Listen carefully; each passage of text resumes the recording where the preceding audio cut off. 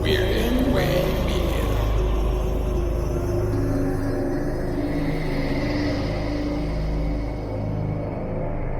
Hello, twisted humans. Do you find yourself wanting to know more about the latest murder, conspiracy, cult, or haunting? Then this is the podcast for you.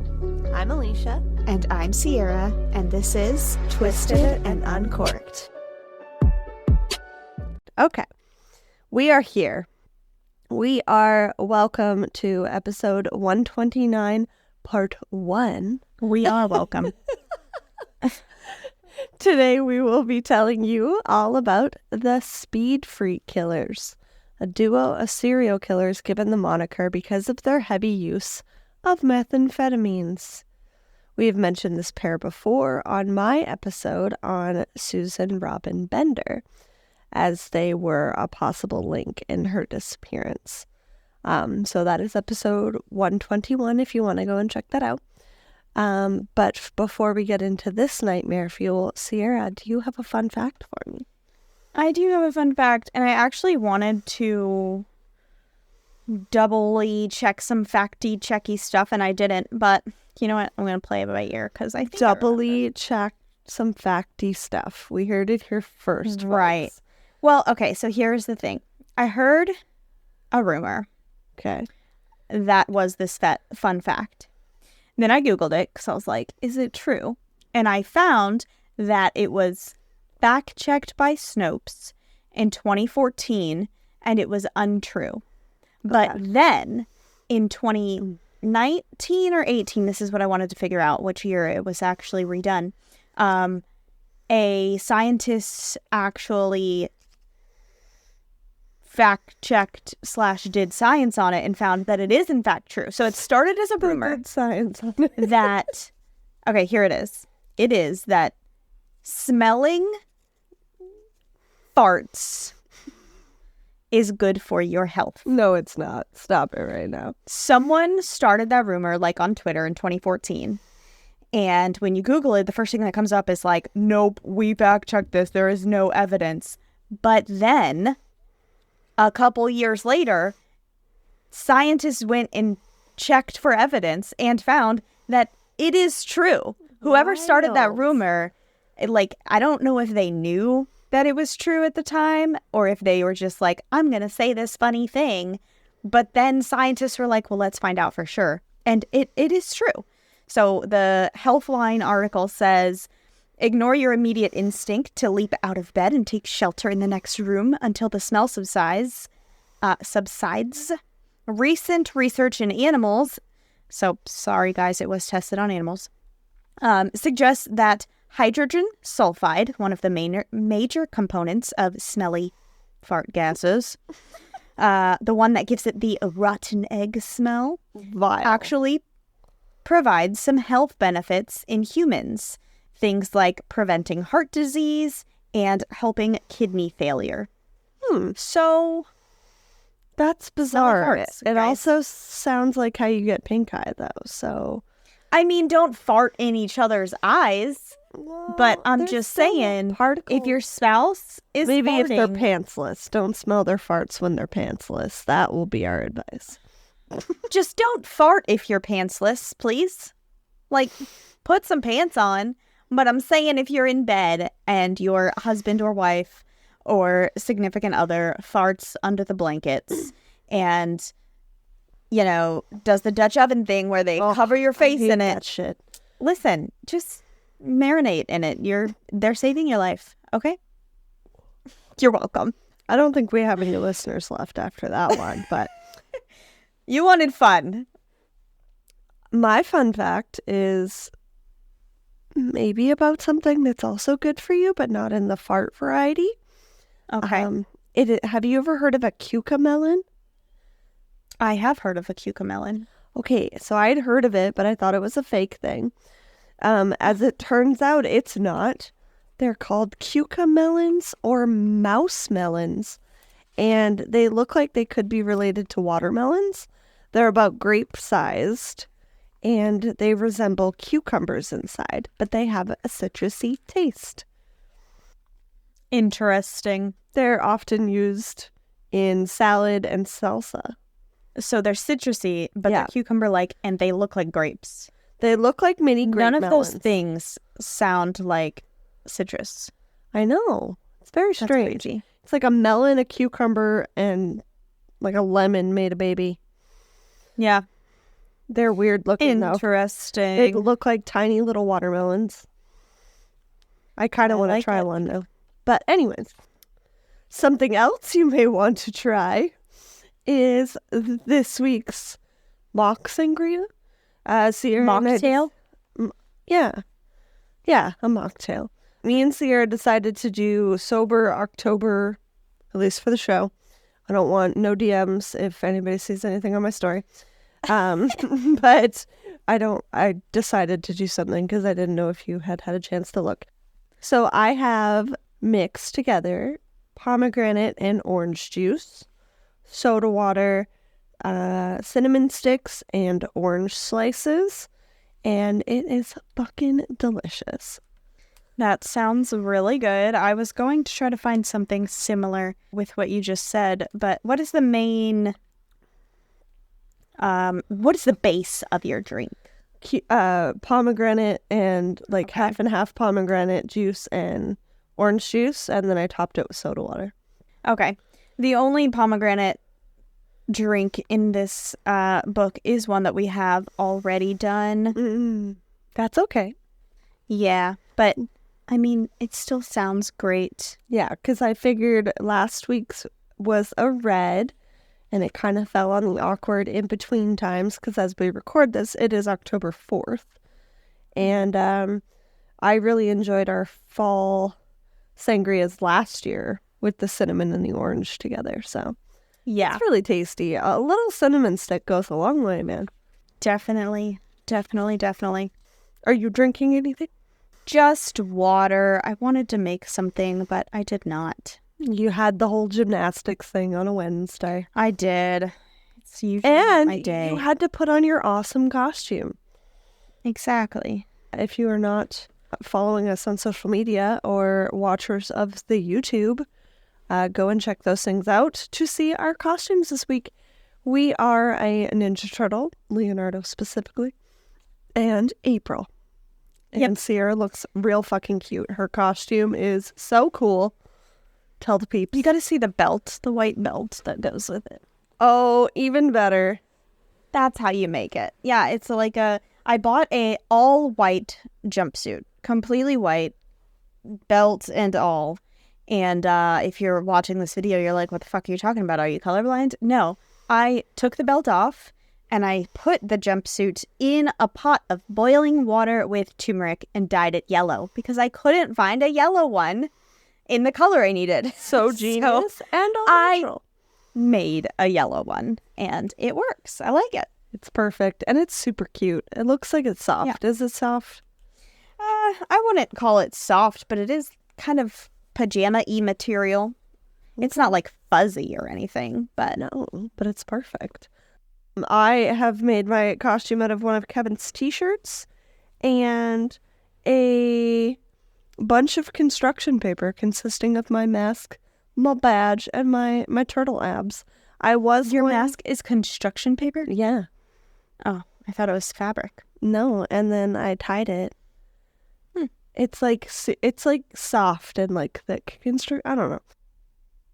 Maybe I abused it enough when I was trying to make the eyes even that it's just soft now. It doesn't feel bad though, and it looks not awful also. So if you guys are looking for a cheap costume for your kids one day, that's how you do it. And I was going to paint a baking sheet, but then I was like, I'm not going to be able to sit in my chair, and also I was worried if every time I leaned back that it would make crinkly noises.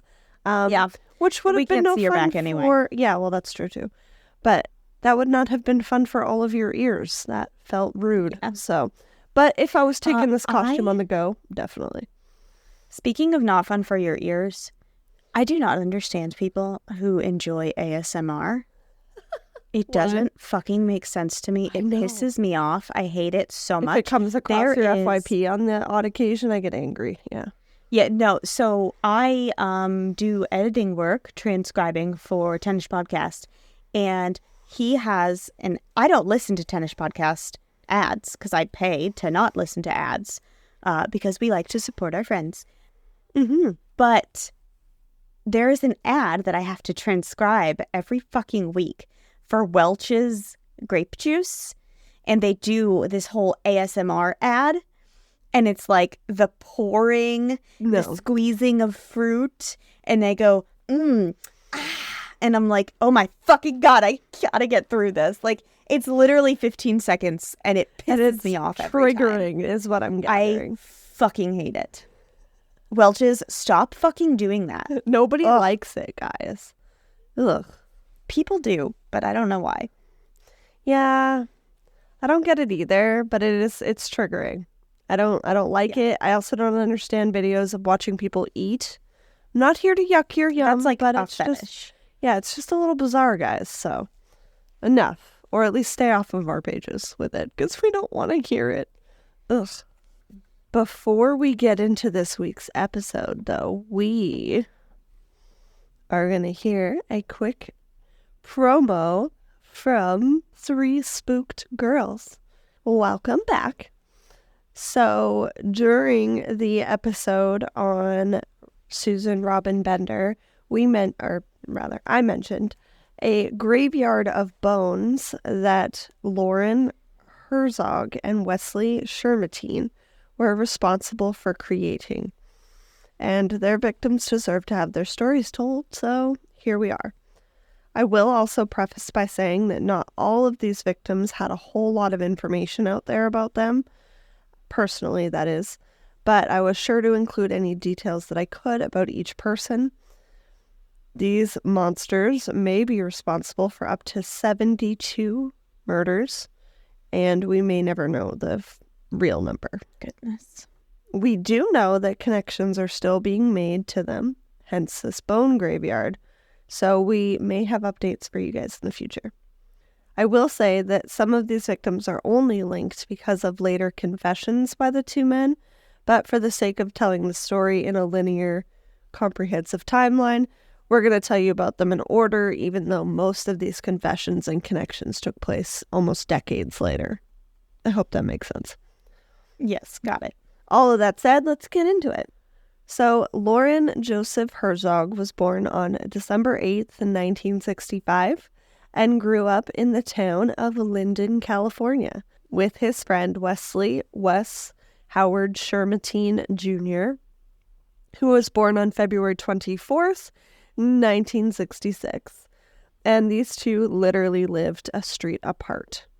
It was a small town with only about 2,000 people at the time, and the boys became friends really quickly because there wasn't a lot of kids to play with.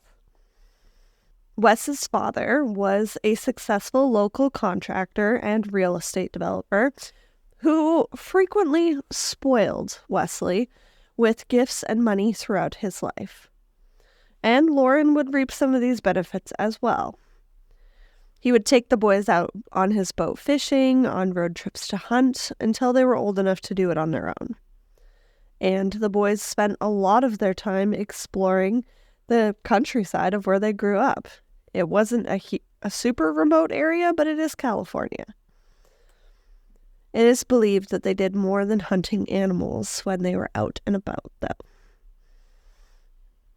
I'm having like flashbacks to the Ukrainian maniacs that we covered. Yeah. I don't like it. I know.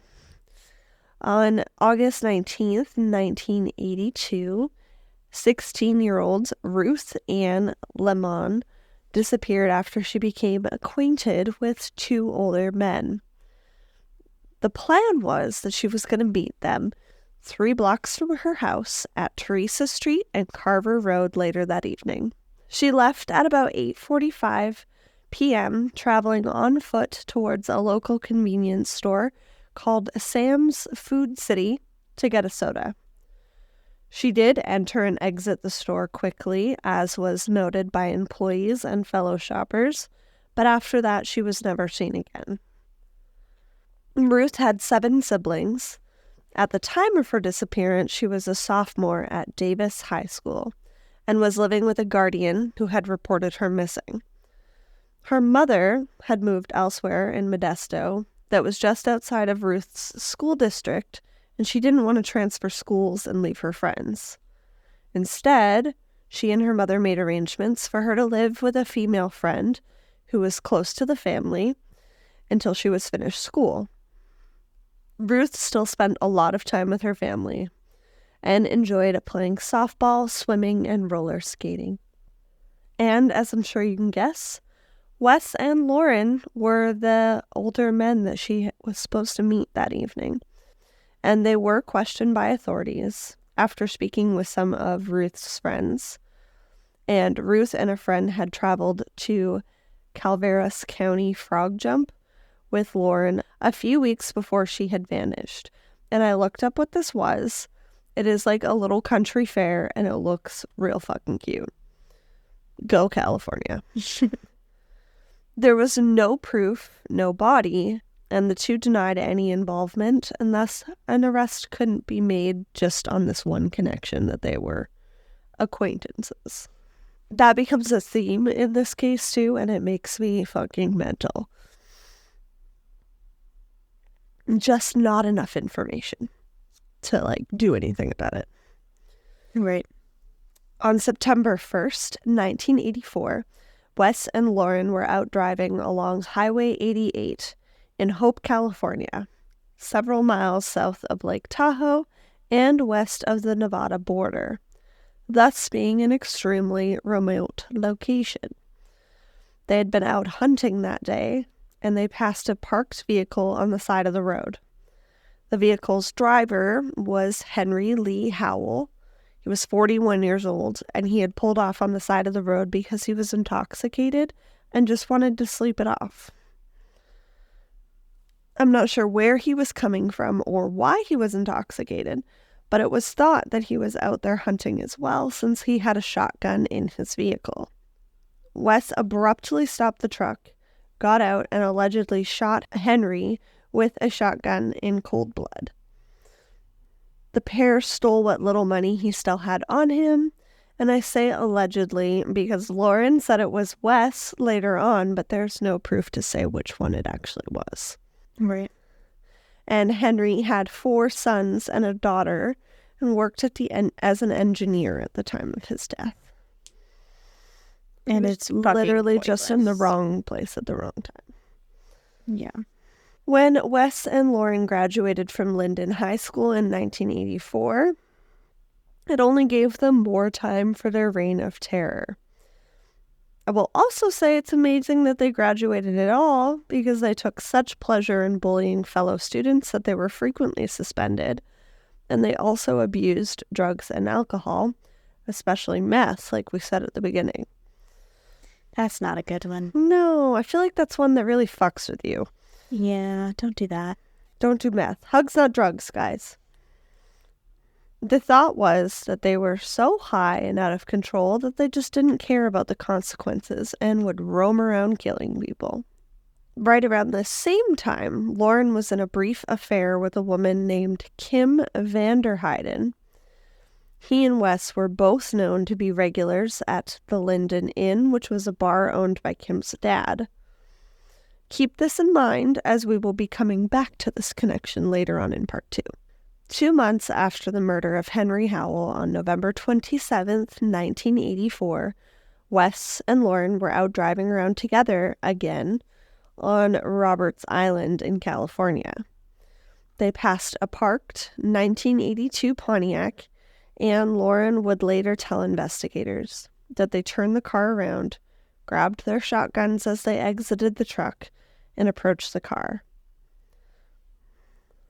Loren said that Wes shot and killed the driver, named Howard Mitchell King III. He was 35, as he sat behind the wheel of the car, and then dragged the passenger, Paul Raymond Kavanaugh, 31, out of the passenger door and shot him at point-blank range. Again, for what? For fucking nothing. Ugh. The tire tracks found at the scene were eventually revealed to match Wes's red pickup truck. Witnesses would later claim to have seen the same red truck in and around Roberts Island before these innocent men were murdered. Who knows if they were just looking for another spontaneous opportunity like they had when they came across Henry Howell. Just somebody in the wrong place at the wrong time in a remote spot. On December 11th, 1984, 19-year-old Kimberly Ann Billy disappeared from Stockton, California. Her grandmother reported her missing 2 weeks later after she failed to contact any of her family members over the Christmas holidays. She was a grown woman, but this was extremely unlike her. I couldn't find any information about her final moments or why she was in contact with Wes and Loren at all, but I will say that her birthday was September 24th, so she would have been right in there with our birthday club. Mm-hmm. And she had a lot of life to live, so we will get to more details on Kimberly in part 2. 16-year-old Joanne Hobson disappeared from the Stockton area as well on August 29th, 1985. The similarities to Kimberly's disappearance months before were just too coincidental to ignore, and police quickly suspected Loren and Wes. Her family was devastated by her disappearance and would later speak out in the news quite a bit. But again, we'll get to more of that in part 2. I feel like I'm just leaving little breadcrumbs for you guys, so you have to listen to the second part. On September 8th, 1985, Roberta Ray Jones Armtrout, she chose to go by Robin. She was 24, and she had plans to meet Loren and Wes at a park near her home in Stockton. They were supposed to go out drinking together, but instead they headed to a farm close to Linden, not far away from where both men lived. According to later testimony, and I will say a trigger warning here, Wes got carried away at one point in the night and just raped and beat Robin. You know, as we all do when we're just drinking with our friends. Just terrible. And if you guys see photos of these people, which you will on our website and social media and whatnot, they have dead eyes. They are true monsters. Wes then proceeded to stab her over 12 times and dumped her body on the bank of Potter Creek nearby. Investigators would notice that most of the stab wounds were in the back and chest regions when they were called to the scene by a local dove hunter who sadly came across this grisly sight. I don't like the idea of hunting doves, but...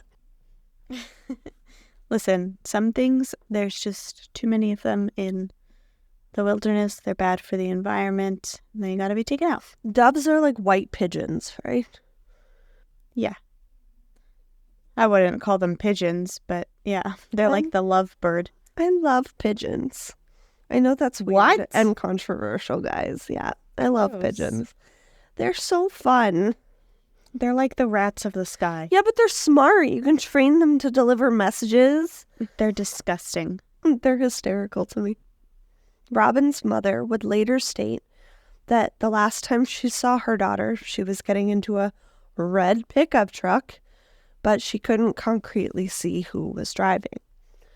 On October 16th, 1985, Chebelle Yvonne, she preferred to go by Chevy Wheeler. She was 16 years old, and she skipped school to hang out with a couple of older guy friends. They need to stop making friends with younger girls. Yeah, that's gross. That's problematic in itself. Yeah. It's not cool to hang out with girls in high school when you have graduated high school. Grow up, bro. And unfortunately, it happens more often than you'd think. Yeah. She was last seen getting into a red pickup truck outside of her school, Franklin High School in Stockton, California. They have their hunting grounds. She had told a friend that she was going out with a Wes to Valley Springs, California, to hang out and smoke some weed. And this was like a couple hours away. Yeah. She asked her friend to tell her dad about where she had gone if she did not return by the end of the school day, because she knew he would be by to pick her up after that. Some people also speculate that maybe she already kind of had a bad feeling about what she was going to do and had a just-in-case plan. Yeah. Unfortunately, that friend did end up telling Chevy's father when she was not back by the end of the day. And I can imagine the mix of feelings of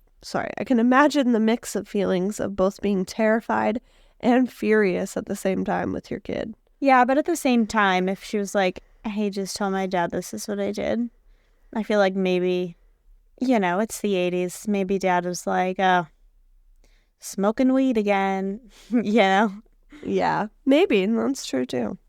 Her father did immediately call the police. Because of their history with drugs and hanging out with younger girls, gross, Wes's truck and the name Wes was just identified by the authorities as a prime suspect in her disappearance. After talking to investigators, Wes told them that they had smoked a little weed together and chatted, but that he dropped her off at the corner of the school property per her request, so that she could sneak back onto the school ground undetected by teachers. We've all skipped class. We get it. Have you skipped class? I skipped my entire 11th grade year. Oh, okay. So Sarah's That's why an expert. I failed AP English. Yeah. Oh. I mean, you could have failed your entire 11th grade year. It could have been worse. It could have been worse, but AP classes take a lot of effort, and I was not there. So I did go to summer school after that year, too. I had to take, what did I take in summer school? Social studies. It wasn't called social studies at the time, though. Something for that, and... Was it called humanities or something? No, That's what mine was called. But it was basically a social studies class and another one. I took 2 of them. They wouldn't let me take AP, obviously. So in my senior year, I had to take English 11 and English 12. Oh, that sounds terrible. But I still graduated with like a 3.2 GPA, so That's pretty good. I figured it out. I stopped skipping. Yeah, I skipped a couple of classes in like the 9th grade, and then my goody two-shoes brain took over, and I was like, I can't keep doing this. I'm going to get in trouble. I'm kind of lame, guys, or at least I was. And then he said that he drove off after dropping her off.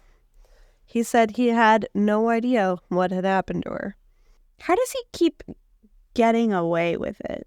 Because there's like, he's just friends with these people. It's a small town. Like, I don't know where they're going. There's no proof. No body, no but crime. Can't you get a fucking warrant at some point? This is my next sentence. I said, it's maddening that killers can get away with this shit for so long with no evidence.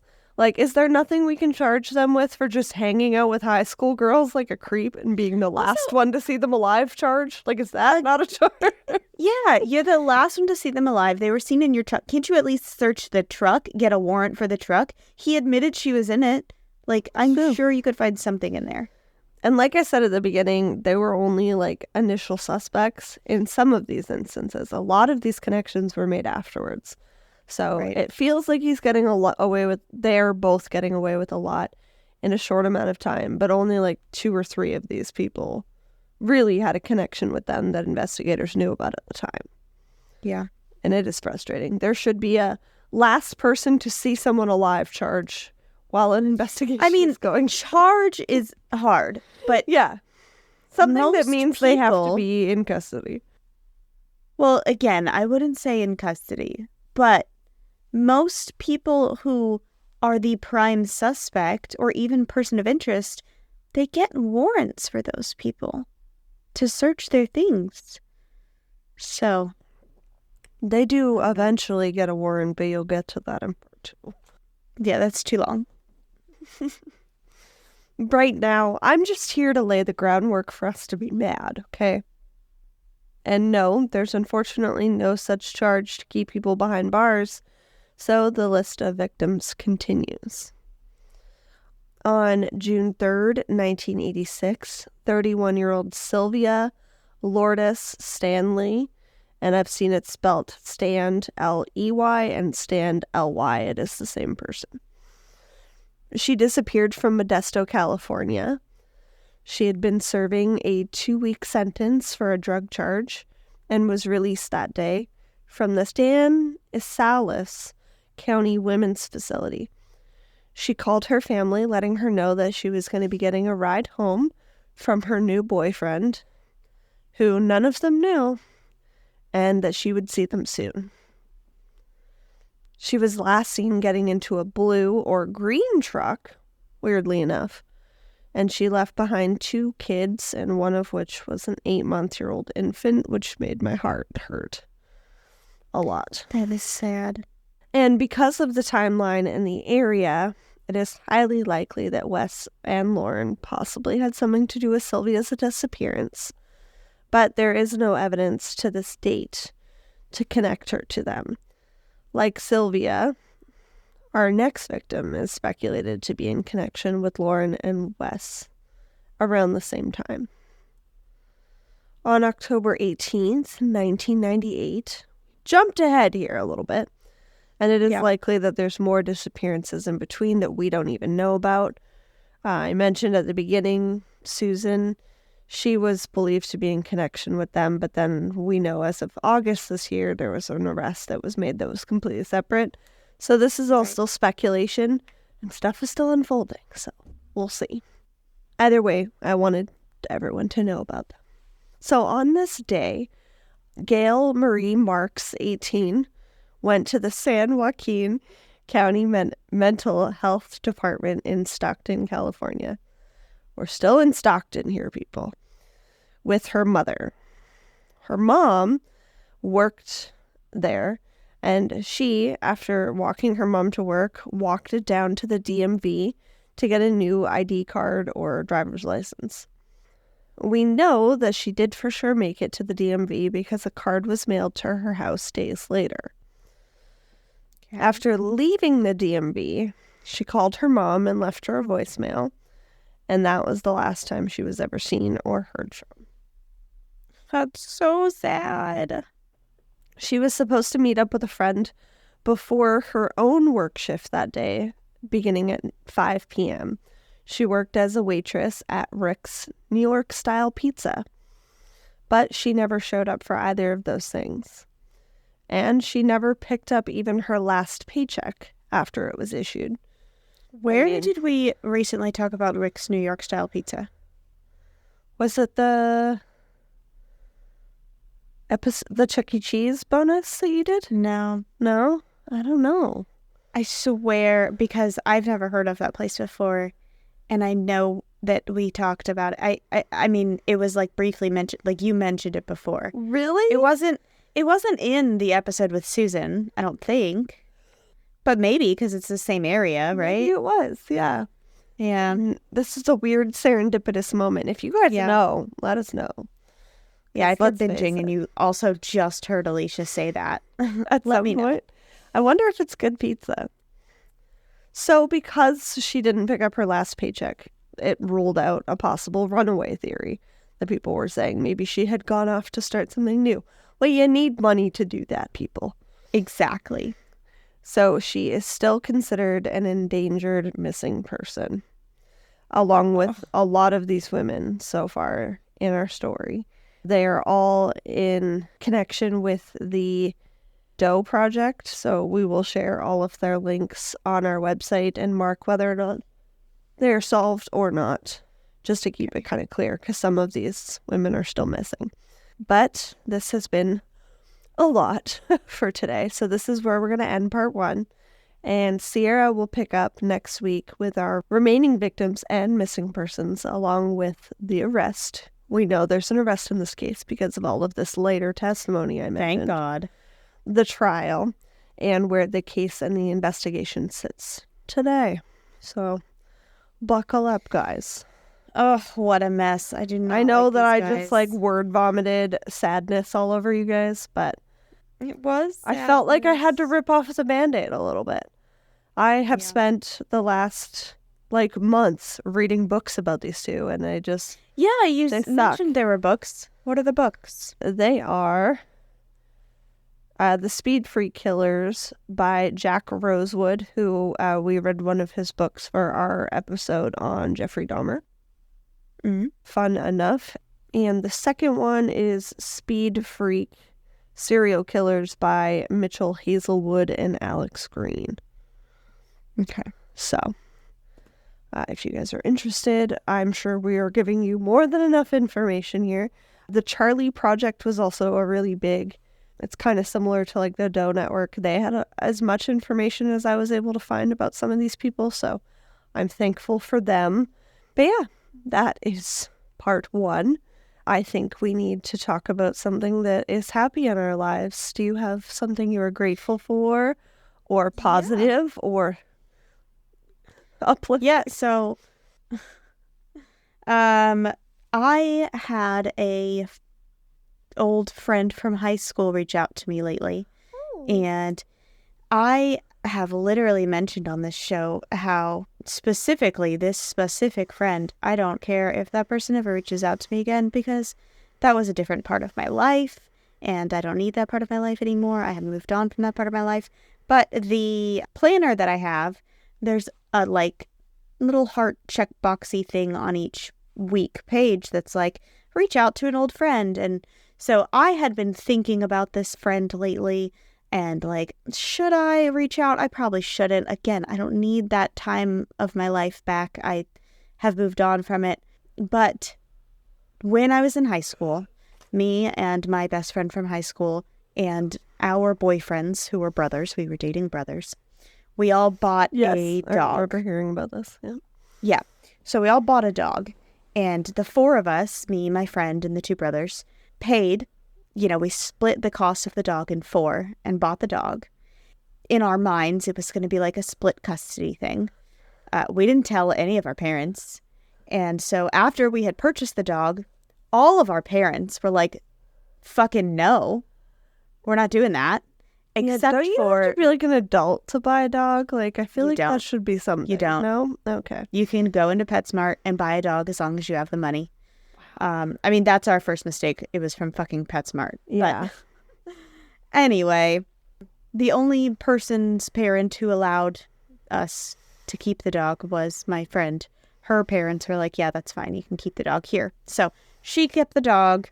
It was basically her dog. She brought it to, whenever we hung out together, but it was her dog. Anyway, that dog was now very old and had to be put down the other day. And so she reached out to me and was like, I just wanted to let you know that I had to put the dog down.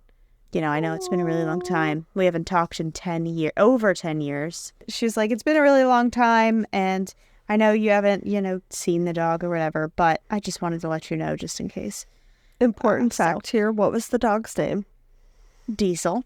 Diesel. He's a black lab. Yeah. Cutie, I'm sorry. Yeah. That's sad. So she reached out and she's like, this happened. And I was like, thanks for letting me know. And she was like, how have you been? It's been forever. And we just caught up and it was really nice, surprisingly. So Aw. that's my happy thing. I'm glad that, we can move on from high school dramas and still be able to reach out like human adults. No kidding. Well, something I'm excited for, it hasn't happened yet. I am going camping this coming weekend for Canadian Thanksgiving. We are doing Friendsgiving, and we are having turkey dinner in the woods. And Nice. that may be a recipe for bears, or it might be a lot of fun.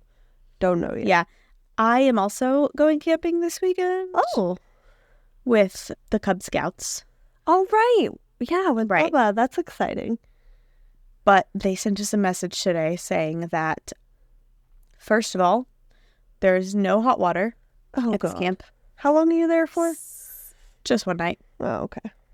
Second of all, the chance of wildfire is high, extremely high. So we're also not allowed to have a fire. Oh, that's a bummer. So it's I don't know if we're going allowed to be have a fires weird yet. night. It's been wet here lately, so I hope that means that the fire risk is done.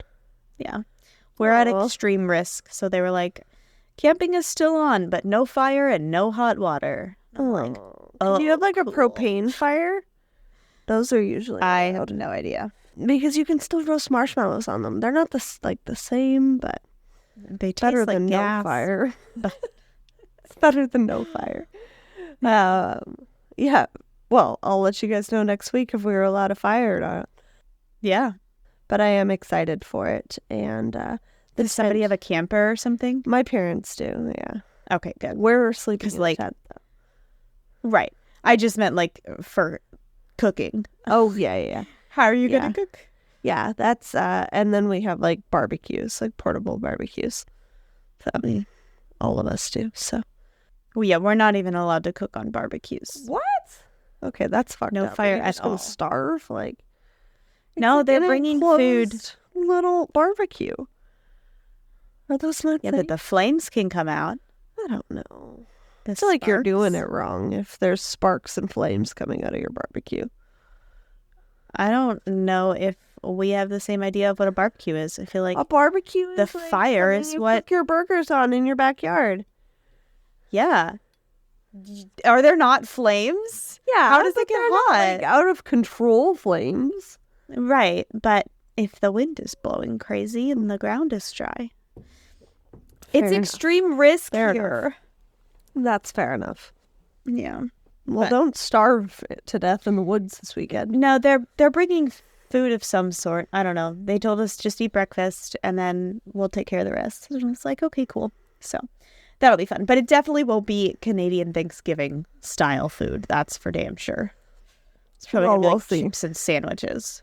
Yeah, I'm excited for that. My parents are really not helping in terms of telling me what the fuck to bring yet, and I'm like What a day until I do- have to be there. So What do you eat at Canadian Thanksgiving? All the same stuff that American Thanksgiving people eat? turkey, like mashed potatoes, veggies, Cranberry? of some side, yeah, cranberry stuffing, pumpkin pie, All the same.